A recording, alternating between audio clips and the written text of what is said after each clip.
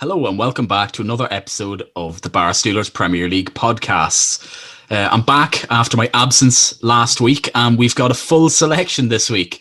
I'm on the podcast. Mixer, you're here. James, you're here. And Ronan, you're here. Did you enjoy the weekend of Premier League? Oh, yeah. Brilliant. I was all right. I was expecting to be a lot better, but we move plenty of Premier League action now coming over the Christmas break, so we'll look forward to that. Yeah, there wasn't a lot of goals this weekend, was there? Just to say at the start of the podcast here, we are recording this on the Tuesday. So that means it's going to be midweek games, a whole round, today, tomorrow and Thursday. I actually think Chelsea and Wolves is about to kick off, or maybe some other game. Maybe that's later on the day. But you may well get score updates in the middle of this podcast, just 3 days late or 2 days late or whatever it is. Okay, so from the weekend, anyway, we've talked about it a lot in the podcast before. We're flogging a dead horse. We've tried to find out what the issue is with Arsenal. Are you any the wiser after another loss? They're shit.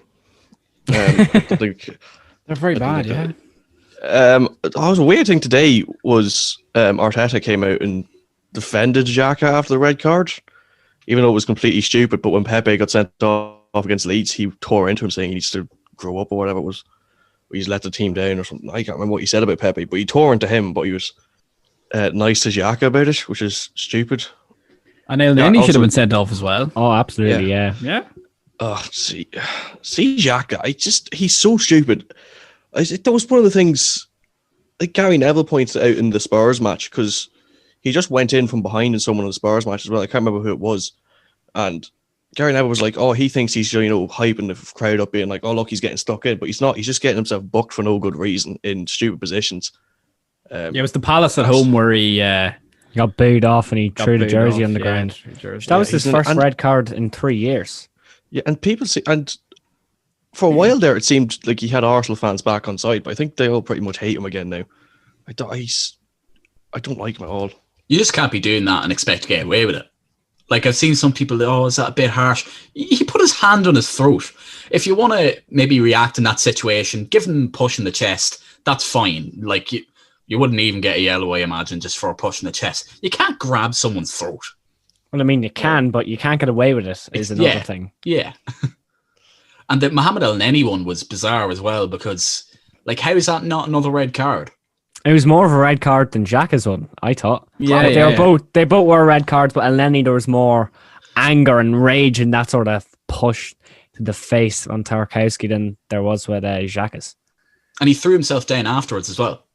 Yeah, it was really weird. If that wasn't Tarkowski, if that was Salah, just saying. We'll get on to Salah's one. Yeah, we'll get on to Salah, of course. Yeah. But I think I know it's coming up to Christmas, and a big club, they're going to release some presents ideas like new clothes, but I don't think it was the right idea for Arsenal to release. I know all the stuff that they put out is very nice, all the Adidas original stuff, but given their current situation and their relegation battle, I don't think it was the right time to release all this drip. What, they should be releasing coal for Christmas? Saw a great one. Saw a great tweet there. There's like clothing brand. Arsenal actually have a Premier League football team as well. I seen Hugh Izzy was going on about it's like, oh, we're brilliant at branding, aren't we? We're bloody brilliant at branding. Show you the football. Just going on a long rant. Class. But I don't know what we can actually say about Arsenal that we haven't said. Like, I put into the group chat before the game, I didn't realise that Arsenal were playing at 7:15 on the Sunday. It's like guaranteed loss. 7:15 on a Sunday. That's been out their last 5 games. They've played that exact fixture 3 times and lost it every single time. They just can't take it, even with fans there. I'm just disappointed the dog lost to these lot. Exactly, Cowboys. Yeah, but their fans are not the best in the Emirates. Like, so maybe they're hindrance to players. The booing, the moaning straight away.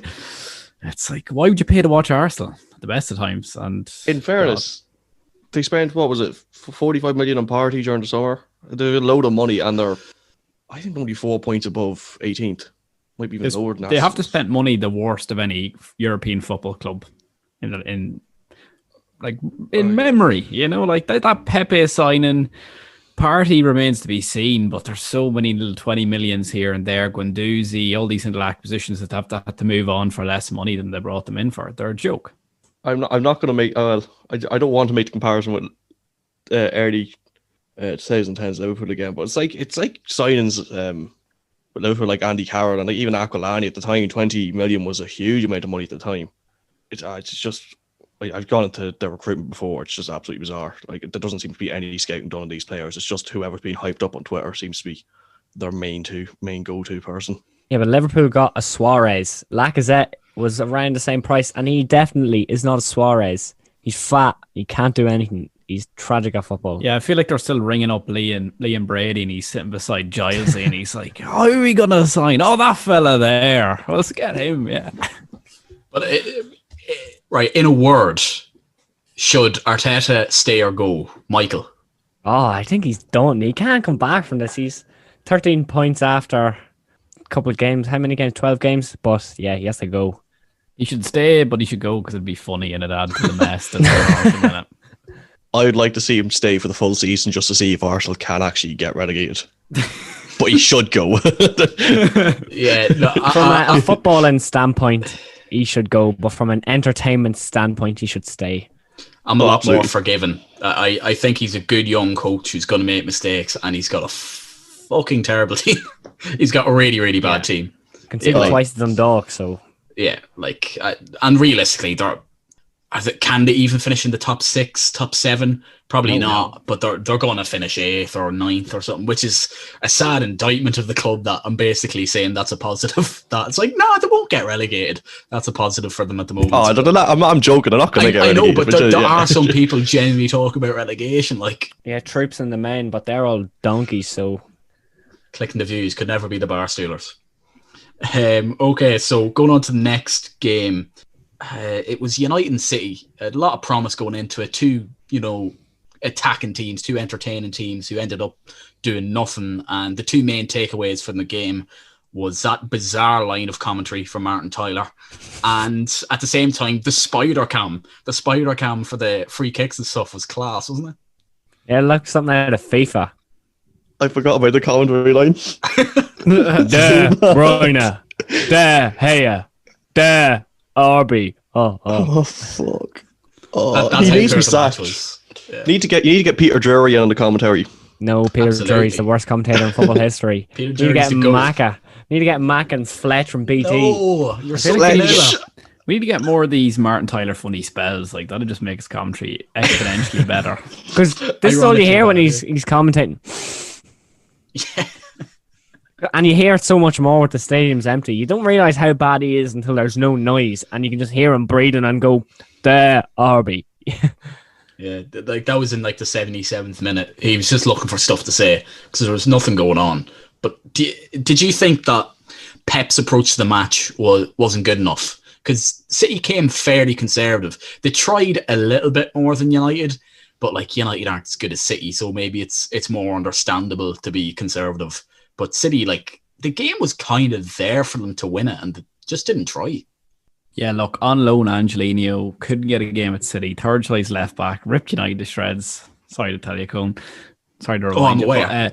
But, yeah, ripped United to shreds. And, Pep should be looking at that during the week and say, do you know what? We're a couple of points behind the title race. A win could really, really do some great things for us. Like, a loss is going to be devastating. And the squad he has, like, you're only really missing Aguero there now at the minute. Like, pretty much everyone's back. And Laporte can't get a game. That John Stones-Diaz partnership starting to last the test of time, which is bizarre. But yeah, very conservative. And I think he should have went for the win ultimately. I enjoyed all the memes on Twitter of the derby not being fierce enough with all the lads like hugging each other full time. Quite enjoyed that. I imagine Roy Keane really enjoyed it. Oh yeah, he said he went in a big rant about it as per. But if you think how Leipzig, they just attacked United, I think what Pep was, if they start attacking United, get them on the break, so you can't get back into it. So it's more just, we'll play for the point here.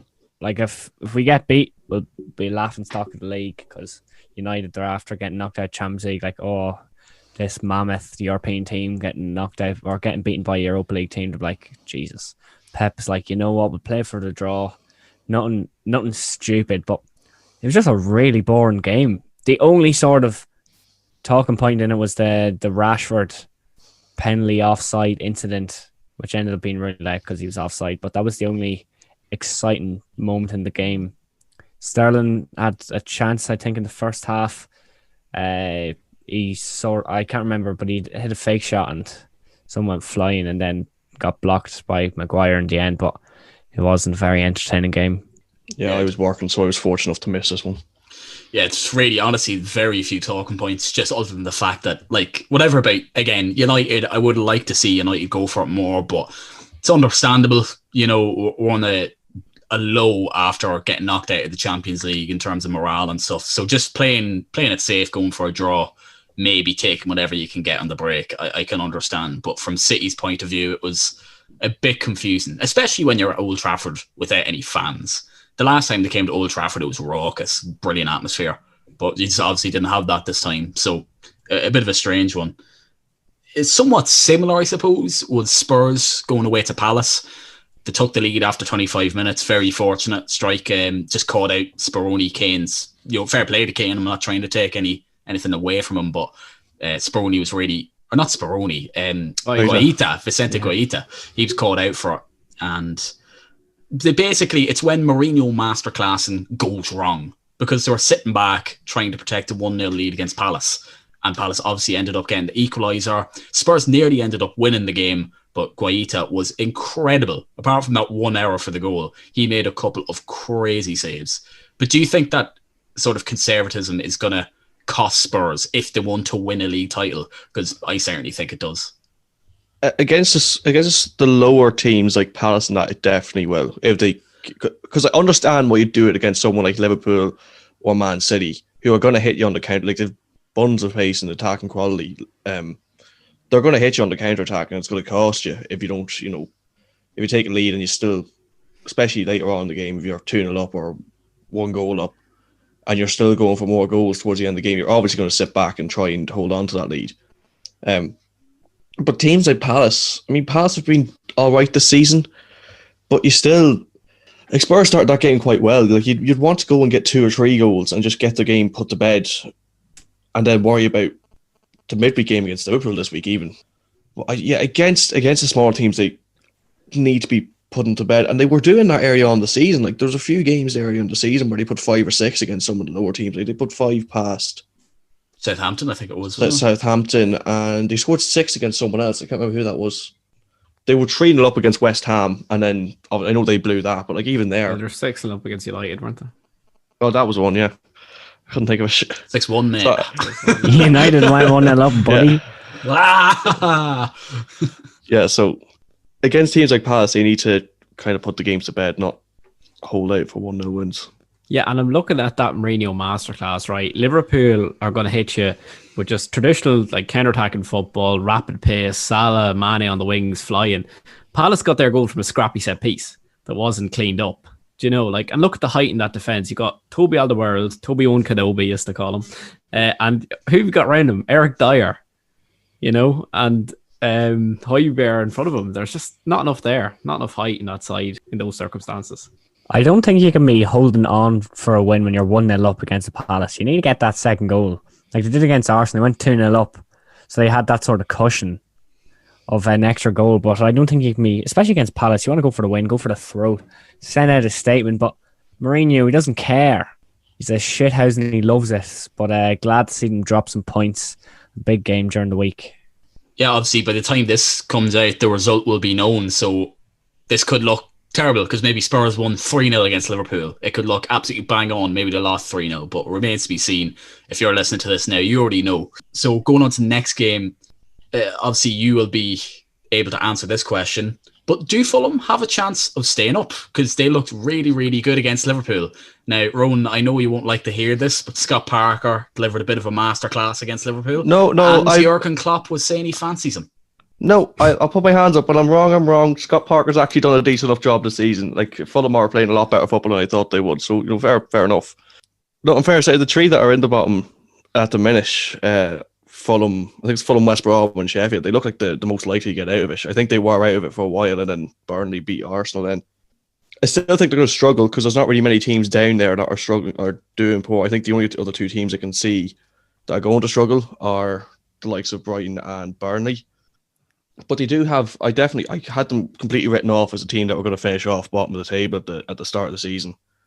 They look a lot more likely to survive than they did certainly earlier on in the year. Yeah, and speaking of teams staying up, like how bad of a situation is it for Sheffield United? Oh, they're fucked. Dire. It's dire.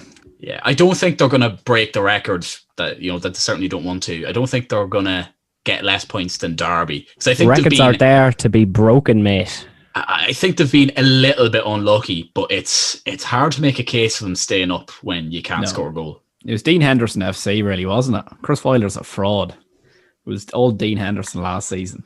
Absolute magic, man. Like, the XG is pretty brutal this season. It was pretty shit last season, to be honest with you. They're just not converting this little chances to do. Ollie McBurney, he's not good enough. Billy Sharp, he's in the grave, basically. And then Brewster, you can't really put any blame on Brewster. Like, he can still chip in with a few goals, but just seems a bit early for him. I just don't like anything about them except for Sander Berger, just legend. Yeah, brilliant player. But you think, like, Fulham at times against Liverpool, they were unbelievable. They were very impressive. I thought we were going to slap them about. I predicted 6-0 in last week's episode. Quite wrong. The 2 times I predicted big Liverpool wins, I've been very wrong with the 7-2 Villa game and the last one. But yeah, compared to even West Brom, they've showed flashes of being very good in games. They're just not very good defensively. And Sheffield, they haven't shown flashes of anything. They're very bad. They've even lost to Arsenal. So that shows how bad they are. I'm convinced Sambo Anguissa is the best player in the world. Yeah, he's brilliant, isn't he? He's so good. Yeah, people need to talk about him more. He's definitely going to get a move to someone decent. Even the last time, I think he was with Fulham the last time in the Premier League as well, and even he was decent then at that stage too.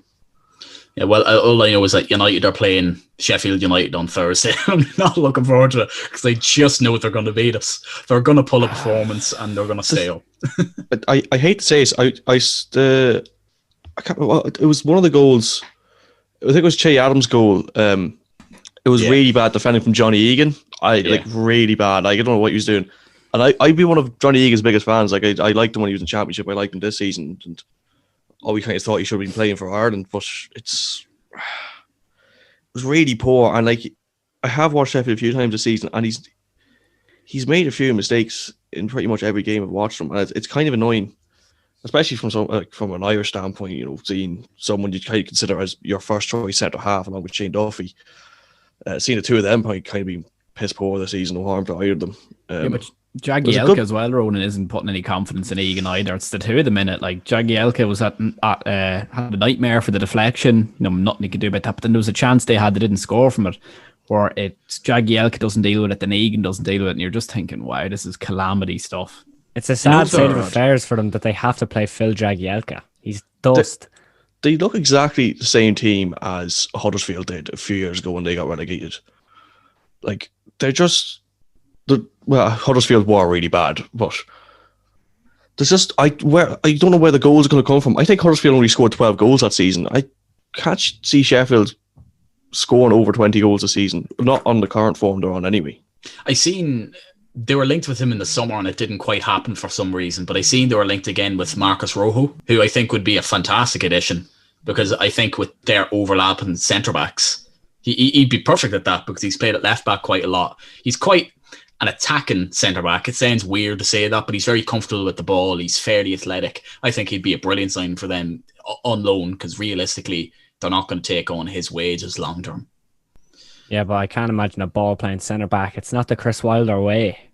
Oh, ball playing. That's not true. No, I wouldn't. Fullbacks, yeah. Yeah, well, a fullback is completely different to a centre back. Well, he might have to adapt or die. I think Sheffield last year. If you watched Sheffield last year, Egan and O'Connell pushed forward a lot, and they were ball playing centre half as well. I wouldn't say Wilder's particularly against that. We don't really build it up with passing. I think Dean Henderson averaged the longest passing average or something of all the keepers because he just booted it. That was concern about him being first choice at United because we play it at the back. But going on to Liverpool's performance, it's a bit of a they really caught you out, didn't they? Do you think Diogo Jota's his absence, is he gonna hurt you? Because as far as I know, he's out for 6 weeks. Yeah, Klopp's an idiot. Klopp's an absolute idiot head playing him against Midtjylland. It was nothing game. It will hurt us, but I don't think it'll hurt us too much. We still have that original front three. It's the defensive core is going to hurt us more than anything. Sure, Matip went off. I don't know if that was an injury back or- injury.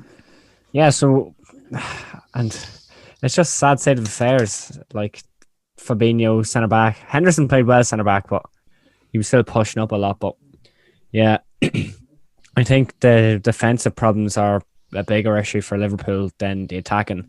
You know, Firmino's not great, but you still have Mane and Salah, and Wijnaldum's been excellent all season. But I think with Liverpool, they really did underestimate Fulham. They just thought they were going to walk in that game, bash them about the park, walk away with 3 points, and nothing was going to be said of it. Like, that was just an easy game. They went in there with that mentality that, oh, Jesus, these lads are shite. We're going to slap them about. But ever since Ronan went effing and blinding and Scott Parker, Fulham have been flying. They've had a good stretch of form.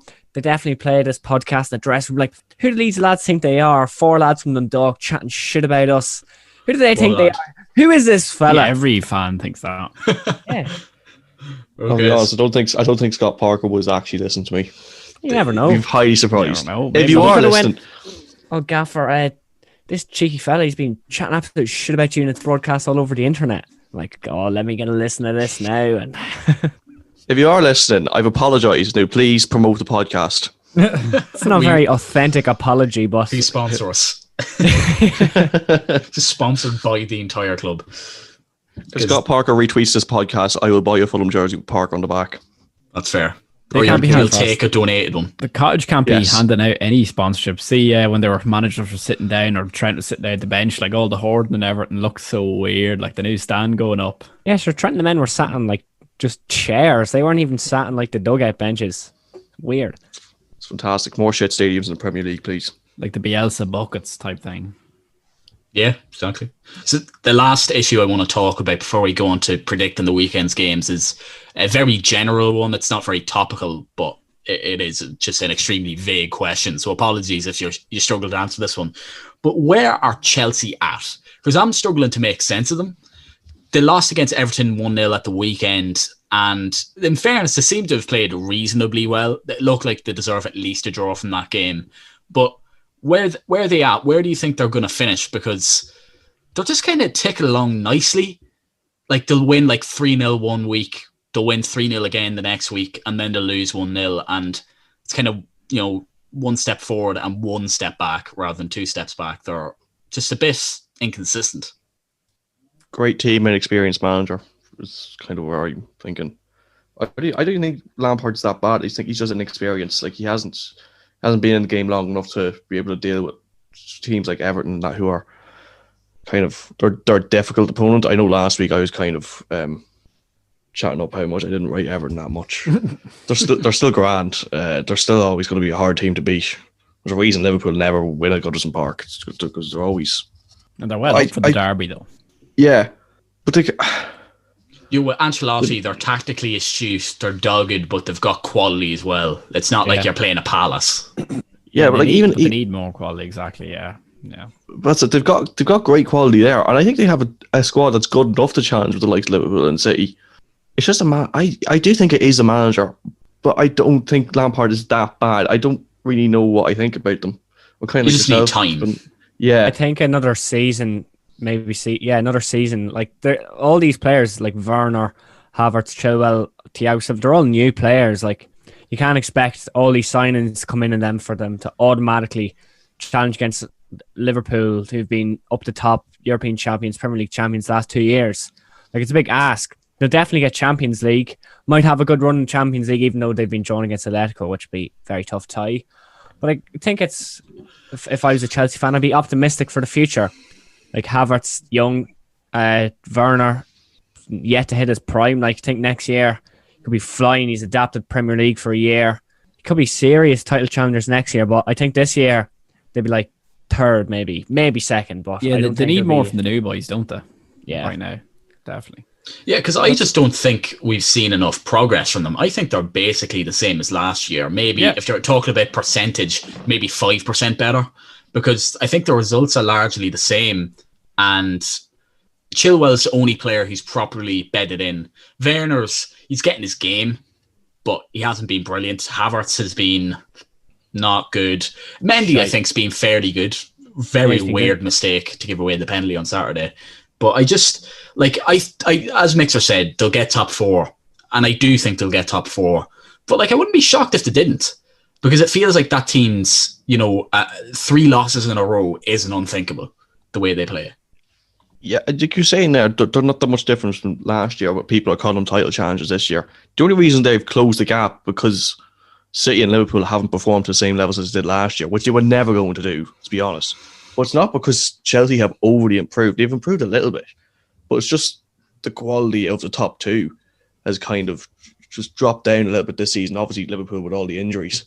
But I think even without the injuries, Liverpool wouldn't have hit the heights they hit the last 2 seasons. And City kind of being on decline. They're still one of the best teams in the league, but they're not the team they were when they got the Centurions and when they got 98 points or 99 points as well. So that's probably it as well. They definitely, there's a lot of pressure on Lampard because there's been so much money spent that people are saying, well, you should be doing well. And I think he's also such a club legend that he has to have a tragic run of form or even a really bad league position, and for even him to be sacked, because he's so loved by everyone at Chelsea that there has to be something serious has to go wrong for him to get sacked as well. Will you get that sympathy with Abramovich though? I think so. You think what he's done for Chelsea, Abramovich is only inflating. Sorry, Max. He's only inflating the value of the club to sell on soon, so he doesn't care how the season goes. Really, he's probably Chelsea's best player ever. So not much competition. Yeah. So Damien Duff says hello. But yeah, he has to have finished outside top 4 or lose like 38 games in a row for him to get sacked. Something. 38. Don't believe that. Where do you think Chelsea are going to finish? I'm going to say 4th. I can't see them finishing above Liverpool or City, obviously, and probably not Tottenham, because Tottenham's squad is like it's fairly complete. Like a couple of holes, but pretty complete. I'm going to say 4th, but Leicester can still get that spot. I think Leicester, the quality's probably not as good there, but they're like Chelsea. They're a good side, and they win a lot of games 3 or 4-0, but then they lose really weird games. Like Leicester losing to Fulham was really like, I know we say Fulham have improved a lot. It was still a weird game for them to lose. So I think the two of them I wouldn't be surprised if Chelsea didn't finish top 4. But I'm going to say they'll finish 4th. You need to take off your James Maddison FPL goggles there, calm down. Leicester aren't going to do anything. No one cares how hard come on, they're good. Yeah, exactly. I'd say I'd pretty much be in agreement with that. Let's say Chelsea clinch that 4th spot. They just have too much money, too much quality. Like Frank just puts the team out and they're going to do the rest, really. I think this is probably the first time and only time ever that we'll all be on the same page. I'm also going to go with a 4th place. Chelsea finished this season, but I wouldn't be overly surprised if they were to finish 3rd, but I think 4th, set in stone, and then next year they push on, they have to do better. See, this is my point. We're all in agreement there, but it's none of us are confident and none of us are really sure. We're just saying, I suppose 4th by default. The thing is, I can't tell you what style of play Chelsea play. I can't. I don't know what. Honestly, I watch them. I don't know what it is. I don't know what tactics Lampard uses. Obviously, yes, he used something, but it is just throw out your best starting 11 really good players.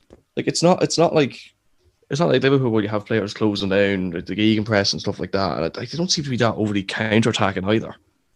I don't know what. Maybe what that's they it. offer, Maybe an really. identity crisis. That's what they're having. Yeah, something like that. Like even Spurs is high press counter-attack and then sit back and defend once you have a 2-0 lead. Mourinho ball. Okay, so moving on to the predictions. So if we're looking at last week, it was looking like a disastrous weekend for everybody in terms of predictions. In the end, it was just a disaster for me because I got 1 point from 5 games. You all predicted a 1-0 Burnley as a joke, and it happened. But it didn't affect me too badly because everyone had a shit week other than that. So at the minute, Ronan and Michael, you're both on 36. I'm on 38, and James, you're on 44. James has been leading basically from week 1. We'll see how that turns out. Long way to go. But as I said, we're basically ignoring the midweek games because there's not enough time in the world to be doing 2 podcasts in a week. So, yeah. Right, so the first game. It's a very, very tasty one, I'll say. Very tasty. Everton at home to Arsenal. Now, I feel like we might be on the same page here, but like Arsenal, like their morals, it's lower than ever. Like it's hard to see where at some stage they're going to get a positive result and things will pick up again a bit, but I don't think it's going to happen this weekend. 2-1 Everton. 2-1 Arsenal. Yeah, good Just one. because I just feel like they're going to get a result. Just going out on a limb. 4-0 Everton. I'm going for a 3-1 Everton dub. Arsenal, they're too bad and it's too funny, and I hope it continues. So 3-1 Ev. Yeah, it's kind of that, you know, even as a United fan who are difficult to understand at the minute, at least I'll always have Arsenal that are worse than United. That's kind of where Arsenal are at the moment. Next game, another very tasty one. Southampton at home to City. This is kind of two complete contrasts of style. The Alpine Klopp, as you referred to him once before, Michael. And I think that's going to work in their favour because City, again, somewhat of an identity crisis. Like they're not the same. So I'm going to go with a 2-1 win to Southampton. I am going to go for 1-0 Southampton. I thought they were very good at the weekend, albeit against Sheffield. But even when Ings was missing for a few games there, Che Adams stepped up to the plate. So overall, they've improved even more than they did last season. 1-0. Gonna go 3-2 Southampton.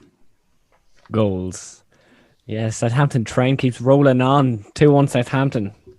I'm on the Saints. Fuck City. Come on. That is definitely the first time that all four of us have predicted City to lose. Like even against Liverpool, I don't think anyone predicted Liverpool to win. But it's not going to happen. It's the optics of that. Southampton away, you know. I think it'll just be too much for them. Right, next game, another very good game. We've got a delightful weekend of fixtures just before the Premier League, or the Premier League just before Christmas. Okay, so Spurs at home, yeah, pretty much. Spurs at home to Leicester. This one's very difficult to call, I think. Spurs are obviously very good. They've got a lot of quality, but I still think there's holes, especially in that defence. And I think Leicester, that's exactly where they can get at them in attack. So I'm going to go with a high-scoring draw, 2-2. Two very good counter-attacking teams with exciting attacking players. So I'm going to go for the obvious result of 0-0. Just how it always works. I'm going to go for a 5-0 Spurs here. And just because Jamie Vardy, absolute waste man, needs to stop scoring or playing football, whichever comes quicker. Just have to get those Son goals in. Harry Kane, masterclass. Yeah, I'm going to also go with a high scoring draw, but I'm going to go with a higher scoring draw. 3-3 in this one. Two teams great going forward. I think it'll be a really fast-paced game.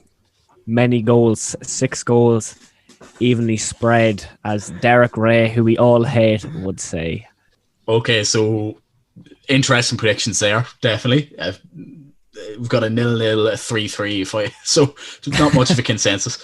Right, the next game, another really good game, and it's not one I'm looking forward to at all. United at home to Leeds. Leeds are going to beat us, 2-0 Leeds. No chance we're getting a result. Wait, is it in Old Trafford, is it? Yeah, which is worse for us. I don't know. 2-1 United. Leeds haven't been great recently. So 2-1 United. Yeah, right. This is the game. This is the game to watch out for because you're a bit worried about Sheffield United away. United are absolutely going to pummel Sheffield United away just to keep up the away record juju. But at home, it's not going to be pretty. Like Mario Bielsa is an actual football manager. Mario Bielsa? Who? Mario, brother, come on. Him and Luigi on the bench getting the gig and press. Trying to score. Whoa! Yeah, so Ollie's going to come up against an actual football manager. So I think that, Leeds are going to get something, especially Bamford's been a bit unlucky the last few games. They haven't really been taking their chances. Rafinha's looking quality in that side. So I'm going to go for a 1-1. It seemed like all directions were pointing towards Leeds getting a win there. I'm going to disagree with all of you. 5-0 United. Rashi, he's feeling it. He's going to be coming up against Leeds. He's the hometown boy. He's going to fuck Bielsa. United are taking home the 3 points. They're still Manchester United code. That's what I was getting at there. Like, it doesn't necessarily you're like every pundit when they've run out of things to say. This is Manchester United. Yeah. Come on, Rashford's going to be. He's going to be no match for Cock, and they're going to beat them 5-0. Telling you now. Only the most intellectual conversations about football happen on this podcast. Absolutely. This is what you come here for, baby. Okay, so then the last game. We've had brilliant games up until this point, and it's not going to carry on. It's a terrible game. Brighton against Sheffield United. Brighton, I quite like them as a team, but they lack in any real individual quality. Sheffield United are looking a bit hopeless, but maybe not after the beat United inevitably on Thursday. But yeah, how can I predict anything other than 0-0? There are going to be no winners in this match, and by that I don't mean it's going to be a draw. I mean just football loses in general by these two teams playing in the Premier League against each other. Fucking, I don't know, 3-3. I have to say, I think I'm going to go for a Blades win. I'm going to go out on a limb here. 1-0 Blades. Let's go. Sympathy vote. This game is going to be an absolute stinker, but I think Blades will get a win here. I think they'll sneak something jammy. 1-0. Yeah, it's going to be hopeless, but something like a McBurney bullet header or a penalty or just something stupid. But I think Blades get a win, and it'll be their only win of the season. That's a bold claim. Oof. Okay, so I think that just about wraps up this episode of the podcast. We'll be back again next week with the Christmas special. We, have a few bevies or something like that, have a few Irish coffees and record a podcast. Smashed on the podcast. Be great. So you'll hear some serious football opinions then, I'll tell you that much. And we'll be recording it early as well. So it'll be 1 o'clock and we'll just be pissed. Okay, so again, come back for that unbelievable episode next week. Enjoy the Premier League this weekend. But just to remind you, all our socials are in the description. You can get in contact with us there. Ask us any podcast questions. Please, if you're watching this on YouTube, like, subscribe. If you're on Spotify, Apple Podcasts, follow us, rate, whatever you can do on those platforms. It's massively appreciated. And we'll be back next week with our Christmas episode.